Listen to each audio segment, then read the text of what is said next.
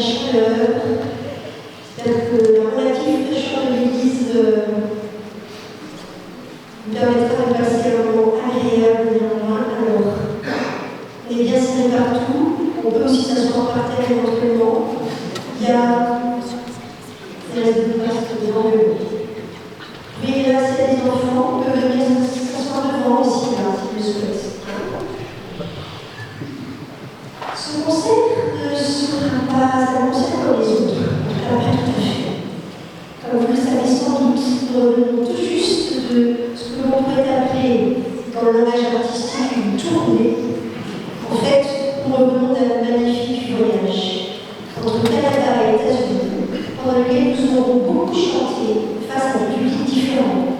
À Montréal d'abord, puis dans 3 États des États-Unis, l'Illinois, et en particulier de Lina, la ville dans laquelle nous résidions, la deuxième ville de l'Illinois, très jolie ville, très touristique, l'Iowa et le Wisconsin. C'est vrai, nous flottons encore un peu entre les fuseaux horaires. C'est vrai aussi que nos gorges et nos voix ont été mises à rude épreuve par les écarts de température et la climatisation outre-Atlantique. Et je ne vais pas me plaindre, nous avons tous été au courant aussi de ce que vous avez dû endurer à cette fin de mois de juin. Donc ce n'est pas de cela que nous avons envie de vous parler.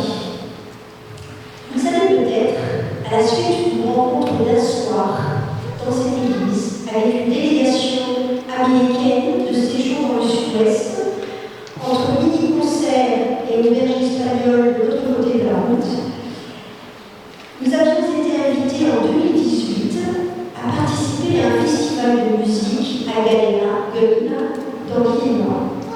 Tout était prêt en 2020, mais il y a eu alors ce que l'on sait, juste le temps de se faire rembourser les billets d'avion. Le Covid mettait un terme à notre rêve. Mais une femme dans l'Illinois, Suzanne Bargue, ne capitula jamais, même après que leur festival eut fini par disparaître.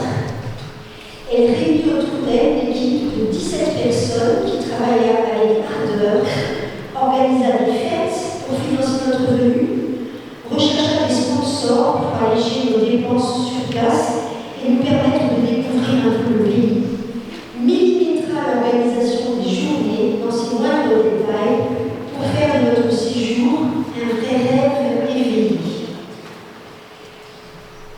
Nous avons donc eu la chance de prendre part modestement au bicentenaire de la ville de Lina. Tout s'y est magnifiquement déroulé. Le public américain au rendez-vous a été formidable et les organisateurs sont tous devenus très chers à nos cœurs.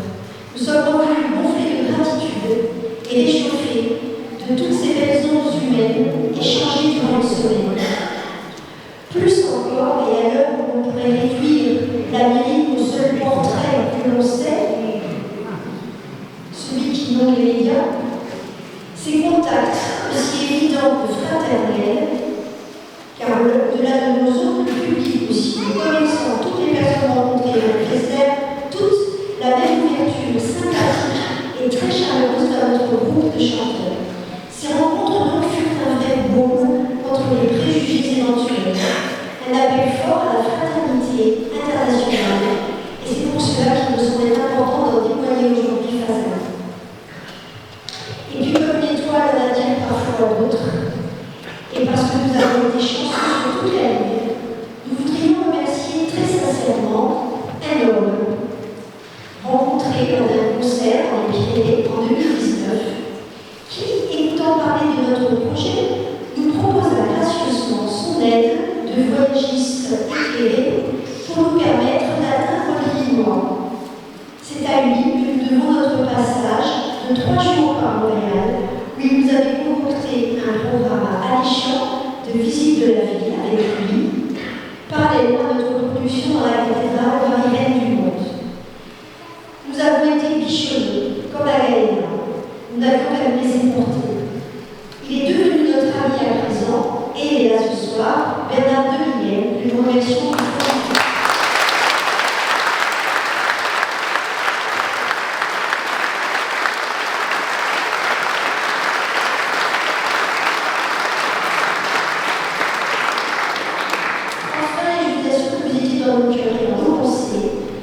voyage. Il y a le soutien financier de ceux dont vous faites peut-être partie, sponsors et particuliers, qui ont fait la démarche généreuse de nous encourager dans cette folle aventure. Nous en sommes profondément reconnaissants. Un grand merci du fond du cœur, c'est en partie à vous que nous devons tout cela.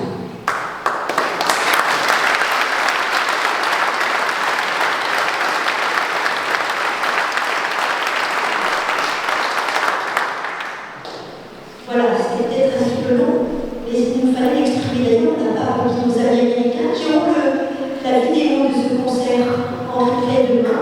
Donc on va les applaudir très fort.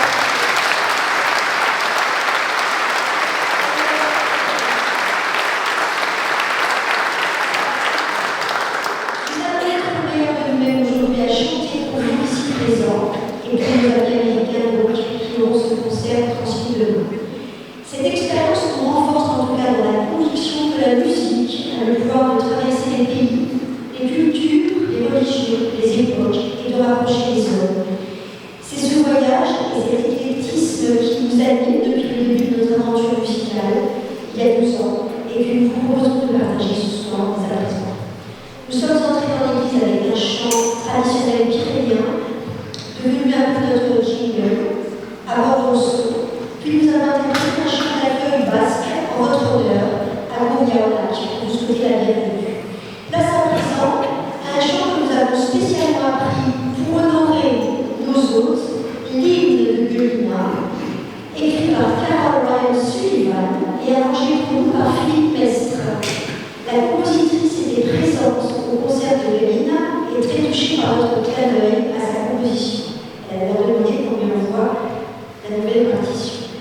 Puis nous interpréterons West of Paradise, musique de Vangelis, pour le